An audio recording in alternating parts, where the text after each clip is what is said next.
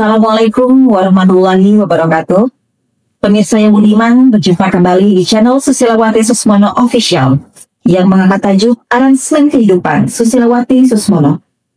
Kali ini kami akan menghadirkan narasumber Ki Nanang Rekto Wulajaya, SPD MSI, cucu Ki Hajar Dewantara, selaku penggiat sosial budaya keagamaan Yogyakarta, akan berbincang-bincang tentang ujian kehidupan. Selamat menyaksikan. Assalamualaikum Ki Nanang. Waalaikumsalam warahmatullahi. Alhamdulillah. Sehat Ki? Alhamdulillah. Ya, baik-baik saja ya. Alhamdulillah. Bisa datang ke Susilawati Susmono Official. Berkat juga bagi saya. Alhamdulillah ya Ki, ini 786 halaman. Luar biasa, Masya Allah. Mengenai karya dari 1986 sampai 2025. Luar biasa, semoga Allah mengekalkan keberkatan yang ada pada diri Ibu. Amin. Karunia Allah yang luar biasa. Iya Ki. Sangat berterima kasih Ki Nanang bisa hadir di Susilawati Susmono Official. Ini aransemen kehidupan yang ke-19. Alhamdulillah Ki. Dibuka oleh Mas Hendri Laliri dan berjalan sampai hari ini sudah 19 aransemen kehidupan para tokoh. Dan Alhamdulillah saya sangat senang dengan angka 19 karena itu jumlah huruf Bismillahirrahmanirrahim. Dan saya selalu menggunakan huruf 19 itu. Alhamdulillah ya Ki, bukan kebetulan ya. Iya, itu semuanya. dengan Bismillah. Iya, ini bukan kebetulan di angka 19 hari ini kita berjalan untuk melangkah dan aransemen kehidupan Ki Nanang ini tajuknya adalah ujian kehidupan, kalau nggak salah ya. Benar. Ujian kehidupan. Nah, mengapa Ki Nanang mengambil topik itu Ki? Alhamdulillah dalam pengalaman pengabdian saya menemani penyandang disabilitas mental, para penyalahguna nafsa, dan juga orang-orang terlantar, serta orang-orang yang terpinggirkan dan tanda kutip mereka tidak dapat melakukan fungsi sosialnya atau keberfungsian sosialnya bermasalah, maka saya melihat penting bagi kita semua untuk hidup ini meyakini bahwa sesungguhnya Allah SWT itu memang menciptakan kehidupan dan kematian itu sebagai ujian bagi manusia, dan Allah akan melihat siapa yang paling baik perbuatannya. Iya. Dan sebagaimana Ibu katakan aras semen bahwa di dalam kehidupan itu selalu ada nada, irama, dan suara. Kalau Geser mengatakan irama dan suara. Iya. Dan itu satu perpaduan yang harmonis. Bahasanya Sunan Kalijogo, salah satu juga leluhur Ki Hajar Dewantara mengatakan hanon agni kantar-kantar urupe yen sirno ending manjingi kaki. Bahwa dalam kearifan kebudayaan kita, bahwa bagian tak terpisahkan dalam hidup manusia ini adalah ujian kehidupan. Iya. Senang akan selalu berdampingan dengan tidak senang. Susah. Sulit akan berdampingan dengan yang mudah. Maka kata Sunan Kalijogo, dalam kalau engkau melihat nyala api, jika api itu mati kemana sirnanya? Artinya bahwa susah dan senang itu satu adanya. Dan Allah itu memang menguji kamu akan sesuatu kelaparan, ketakutan, kelaparan, kekurangan harta, dari harta kamu dan jiwa kamu, dan buah-buahan, dan beri kabar gembira pada orang yang sabar. Jadi memang ujian kehidupan sesuatu yang dia seperti orkestra dalam kehidupan manusia. Oleh karena itu saya selalu menekankan kepada saudara-saudara saya yang saya meletakkan diri sebagai pelayan bagi mereka, agar dalam hidup ini kita tidak berharap, tidak bergantung, tidak meminta, tidak berkeluh kesah, melainkan kepada Allah Subhanahu wa Ta'ala. Ya, oke. Jadi kata kunci yang saya ambil, saya berpikir di sini merupakan tidak bergantung, ya, kecuali kepada Allah. Nah, di sini di dalam aransemen kehidupan kita harus selesai dianalogikan dengan A sampai Z, Do, Re, Mi, Fa, Sol, La, Si, Do, dan Alif sampai Ya. Dan sebelum kita menempuh akhir daripada kehidupan kita tetap intervalnya itu adalah ujian. Setiap titik-titik itu Laras. membuat titik-titik seperti saya membatik ya. Setiap titik 1 dan 2 itu semuanya adalah ujian sesungguhnya. Laras. Itulah ya Ki ya. Jadi berseni itu sebetulnya kita menghayati ujian kita itu sendiri. Dan kita bisa bayangkan jika dalam satu orkestra musik Iya. itu hanya satu alat musik, tidak juga bervariasi, dan maka musik ada nada yang naik, ada yang turun. Jadi memang hidup ini adalah pasangan. Saya kalau dengan teman-teman yang penyalahguna narkoba, saya selalu berdiskusi dengan mereka, karena kalau profesi saya yang penting adalah mendengar dan kemudian mengajarkan mereka ini bahwa dalam ujian kehidupan tuh ada doa kedamaian yang ya kita pelajari bersama. Tuhan, berikanlah aku kedamaian untuk dapat menerima hal-hal yang tidak dapat aku ubah, dan keberanian mengubah apa yang bisa aku ubah, dan kebiasaan perbedaan di antara keduanya. Ini doa ini juga sebetulnya mengajarkan bahwa dalam kehidupan itu memang ada yang tidak bisa kita ubah, ada yang bisa kita ubah, tapi yang penting ini sikap kita dalam menerima ujian itu. Nah, kalau kita bicara sikap, berarti setiap ujian itu kita harus sikapi dengan maksimal dan sebaik mungkin. Betul.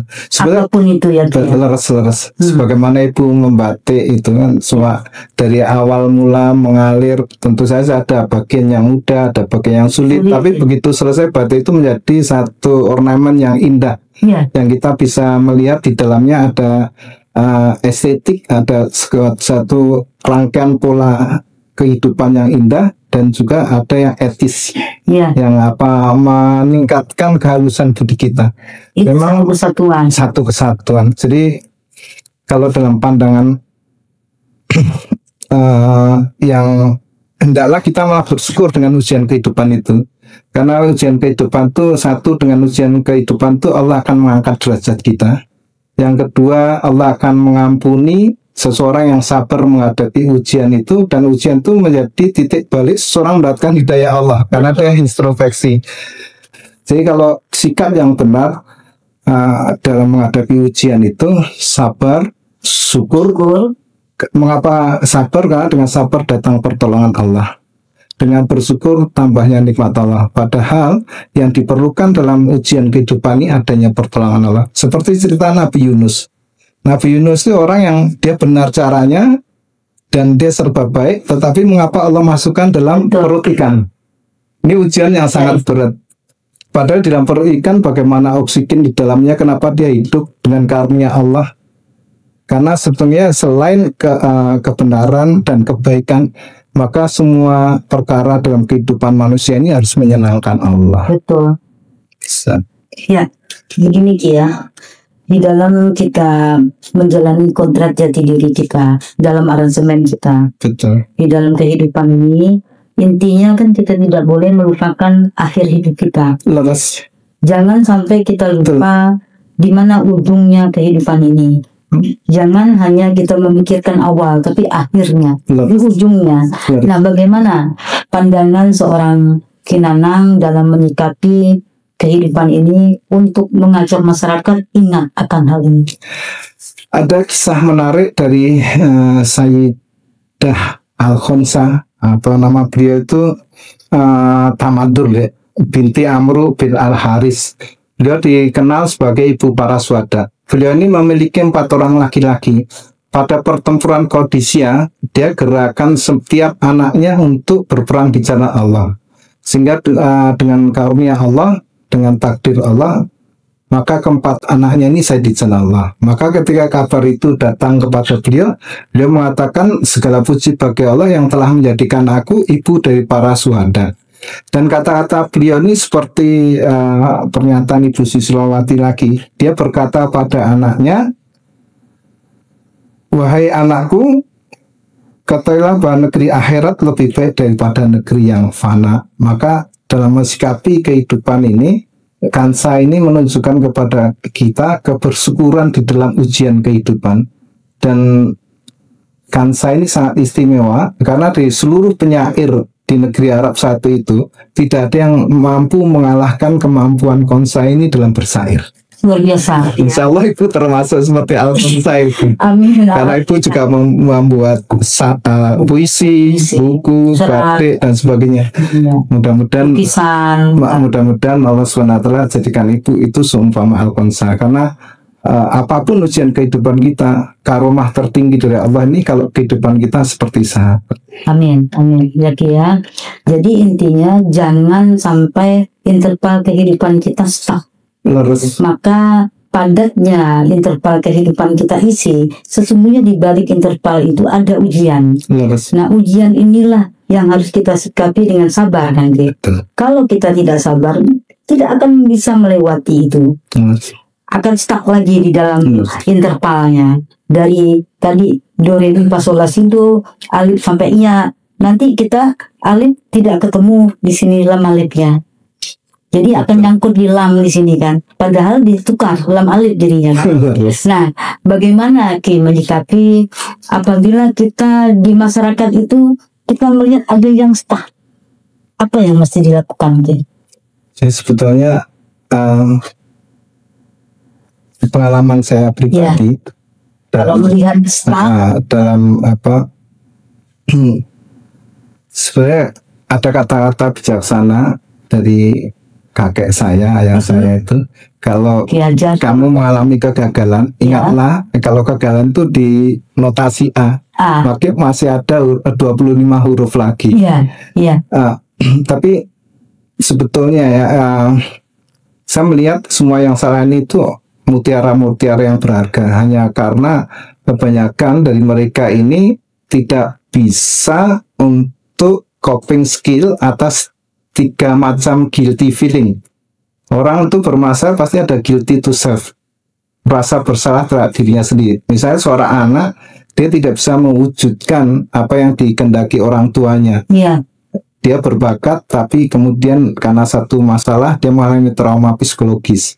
Ini akan mendorong dia sebenarnya memicu kesehatan jiwanya. Kedua, guilty to family. Kadang-kala, maka sebenarnya ada kata bijaksana, kelemah lembutan ini akan mengatasi masalah. Rendah hati ini akan mengatasi masalah. Tapi kadang-kala, makanya sekarang ini hari anak nasional ya, saya berpikir, mengapa kita ada fokus untuk memberikan pelajaran kepada ayah dan ibu bagaimana mendidik yang baik. Karena sebagian dari yang saya layani itu mengalami permasalahan psikososial karena perlakuan di dalam rumah. Yang ketiga, guilty to society. Pembulian itu, subhanallah. Saya itu menangani orang-orang yang bermasalah dengan segala jiwa. Itu sebagian pemicunya adalah pembulian di sekolah atau di masyarakat. Ada anak yang dia baru usia kelas 4 SD, kemudian dibawa oleh sekelompok pemuda, dimasukkan narkoba, disuruh mabuk, sampai sekarang dia itu mengalami gangguan ya schizophrenia hibernik dengan penyerta sisoid.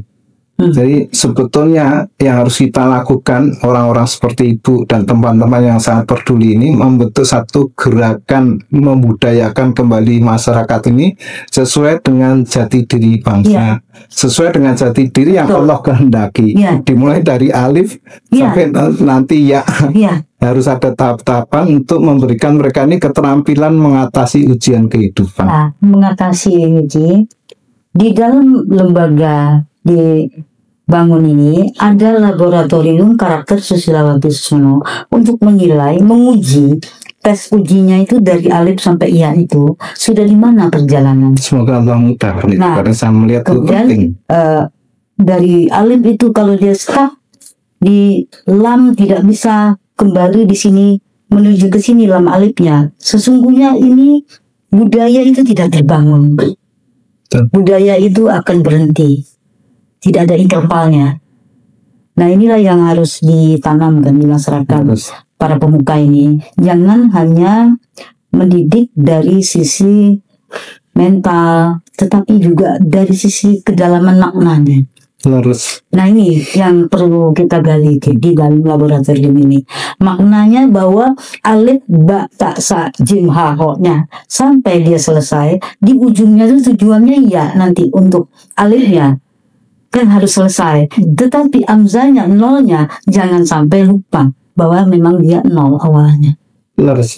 Nah inilah saya selalu menyampaikan hal ini pada saat pameran di Solo Budoyo insya Allah tanggal 2 ini, kuratorialnya Ki Hajar Pamadi. Tadi sudah kita sampaikan tentang bagaimana aransemen ini kita harus selesai. Artinya tidak ada yang kita sangkutkan. Bagaimana nih anak-anak kalau kita tidak sampaikan ini? Pasti kan mereka tidak paham bahwa mereka harus selesai. Mereka hanya mengaji, tetapi apa makna di balik mengaji ini? Coba. Jadi sebetulnya Ki Hajar Dewantara itu menyatakan ada 3 pusat pendidikan. Ya. Dan saya juga belajar dari guru-guru saya, ya, bahwa madrasah yang paling utama itu adalah kaum ibu. Karena di tangan ibulah ini, di balik ibu, ini ada sosok-sosok yang besar. Di balik Bung Karno, di balik Ki Hajar. Betul. Ya. Bahkan di balik Rasulullah itu ada Siti Khadijah. Betul. Bagaimana mendidik para wanita ini satu perkara yang penting. Maka kalau Ki Hajar itu ada buletin Waskitori ini, mendidik kaum ibu, karena fitrah anak dekat dengan kaum ibu. Sekarang permasalahan yang miris ini, permasalahan adalah permasalahan anak. Semua orang berteriak anak remaja nakal. Betul. Tetapi yang paling penting adalah selain kita ini memberikan motivasi psikososial religi kepada anak-anak kita dari SD sampai perguruan tinggi, itu sesuai kodratnya anak. Anak ini senang bermain. Bagaimana kita menselipkan pesan-pesan moral ini dan permainan itu? Kalau Ki Hajar katakan dolanan. Karena dan juga nasihat itu penting, tapi yang lebih penting keteladanan. Bagaimana yang kedua, kita mendidik para orang tua ini, pentingnya mendidik anak dengan baik, terutama memberikan keterampilan mereka untuk mengatasi masalah kehidupan. Karena hidup ini seperti juga irama lagu, ada nada naik, ada nada turun, ada yang datar, ada yang sangat variasi. Itu the way of life.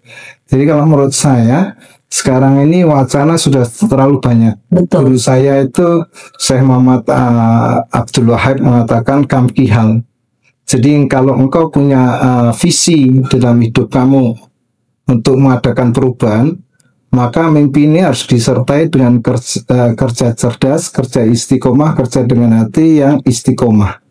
Jadi kalau kita hanya berbicara tanpa karya, itu juga percuma. Jadi berkaryalah. Dan kemudian Allah ini sebetulnya meminta kita ini untuk bekerja, berusaha. Nanti Allah yang menentukan hasilnya. Jadi perkara yang paling penting adalah mengajarkan kepada pasangan-pasangan muda yang akan memiliki anak ini tentang bagaimana mendidik anak yang benar, dan kepada anak ini kembalikan mereka pada dunia bermainnya. Ya. Tuh, taman kesenangan. Taman kesenangan. Iya. Jadi kalau hidup sudah merasa letih, merasa ada emosional exhaustion, personal dipersonifikasi, reduksi personal accomplishment, maka sesungguhnya dalam hukum fisika banyak tekanan akan banyak gaya. Maka bagaimana kita mengembalikan dalam setiap langkah kehidupan, mereka menghadapi ujian kehidupan dengan rasa bersyukur. Iya. Dan itu harus mengembalikan kepada fitrah manusia yang sesungguhnya mencintai kelembutan. Saya pikir bahwa Nabi sendiri pun diutus Allah untuk menyempurnakan budi pekerti akhlak. Orang mungkin amalnya baik, tapi yang akan dinilai itu adalah akhlaknya. Maka ada seorang ulama yang mengatakan, sesungguhnya dalam kehidupanku ini aku mengandalkan akhlakku yang baik. Karena setiap orang senang dengan budi pekerti. Seperti saya ketemu ibu atau Mas Hajar, saya bilang ya ibu saya, bapak saya. Ya, perkataan yang menyenangkan manusia ini itu akan memudahkan orang menghadapi ujian kehidupan. Ya, oke. Ini ada pepatah tua yang lazim sering kita dengar, kacang lupa kulit. Jadi jangan sampai kita ini kan menjadi orang yang tidak tahu berterima kasih. Kacang lupa kulitnya. Ini mohon Ki dibacakan Ki sebagai closing di dalam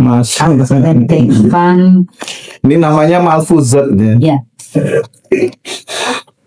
Pepatah tua sering mengingat kita anak cucu Adam yang sedang menapai tangga kehidupan di dunia mengejar impiannya.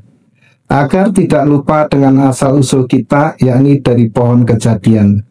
Sebesar apapun pohon kehidupan yang menjuntai dan tergerai di dunia ini, tetapi jangan lupa dengan tuntunan untuk mengenal ruhnya, atau secara ursi disebut mengenal diri. Mengenal ruhnya, mengenal jiwanya, mengenal hatinya, mengenal akalnya, mengenal wadahnya, mengenal akar, batang, cabang, ranting, daun, bunga, putik, dan buahnya. Jika kacang lupa kulitnya, maka makna hidup menjadi tak bernada, tak berirama, tak indah, tak berharga, tak bermuara kepada pohon kejadian. Pohon kejadian tidak dirawat dan tidak dipedulikan hidup dalam kesemuan. Pohon kehidupan karya Susilowati Susmono. Jadi ini kalau saya boleh komentar, memang setiap amalan itu harus ada ruhnya. Dan ruh dari amal itu kita tidak berharap, bergantung, memohon, meminta kecuali pada Allah. Dan kemudian memang siapa yang mengenal dirinya, mengenal Tuhannya. Maka sebetulnya kalau saya dalam memberikan psikoterapi, selalu ada dua tema besar yang saya kenalkan kepada mereka yang saya temani, yaitu how to look at self and how to look at people. Bagaimana mengenal diri kita sendiri dengan cara kita menghadapkan diri kita dengan orang lain, mengenal diri dan mengenal orang lain. Ini puisi yang indah. Itulah dan sebenarnya. ketika saya membaca, sebenarnya sama seperti yang saya sampaikan kepada anak-anak yang saya layani, bahwa penting mengenal how to look at self. Dan ini kalau dalam Jawa sangkan parane dumati, dan how to look at people, karena kita hidup dalam masyarakat. Ini amazing. Masya Allah, jazakallah. Jadi luar biasa aransemen kehidupan yang sudah dijalani oleh Kinanang. Kita bersinergi dalam Susilowati Susmono Official. Alhamdulillah, alhamdulillah. Kita memilih lagu. Mau memilih lagu kan ada aransemen Mas Sigir Sardi, lagu saya ada Masterpiece. Itu yang saya, yang saya lihat di sini itu bagus itu. Apa itu? Cari Lawa.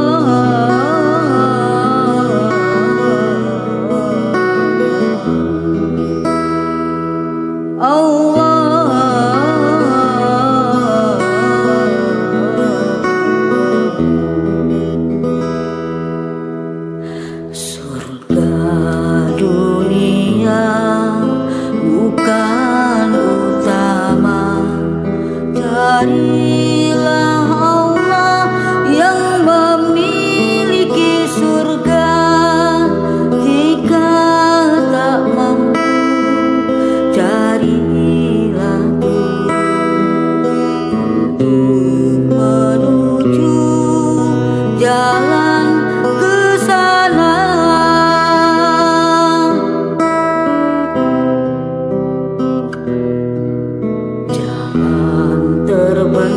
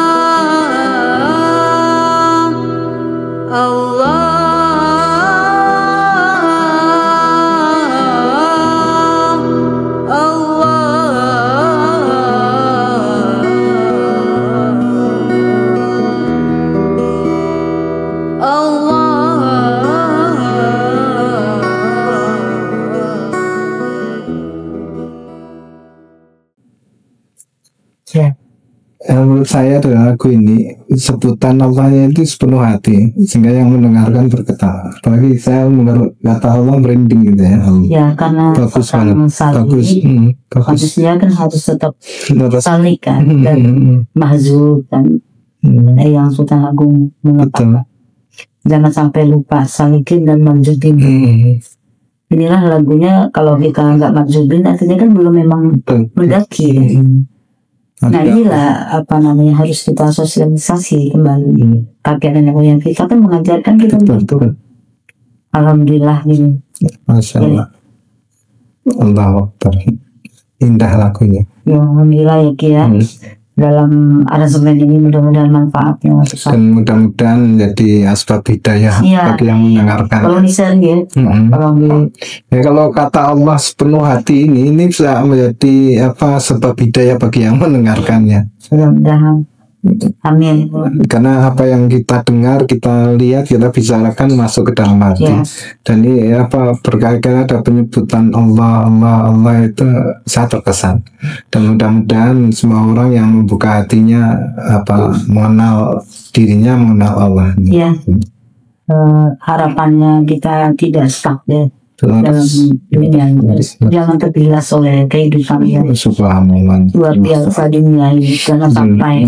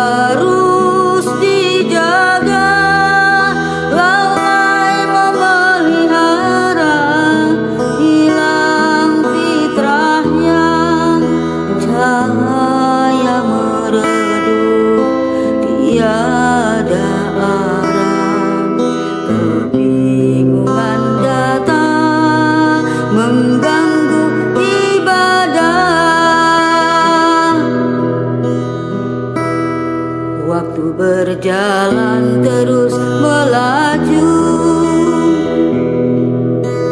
jalan di tempat belum mendaki. Ego pribadi tak akan pergi tanpa mujahadah seorang pendaki.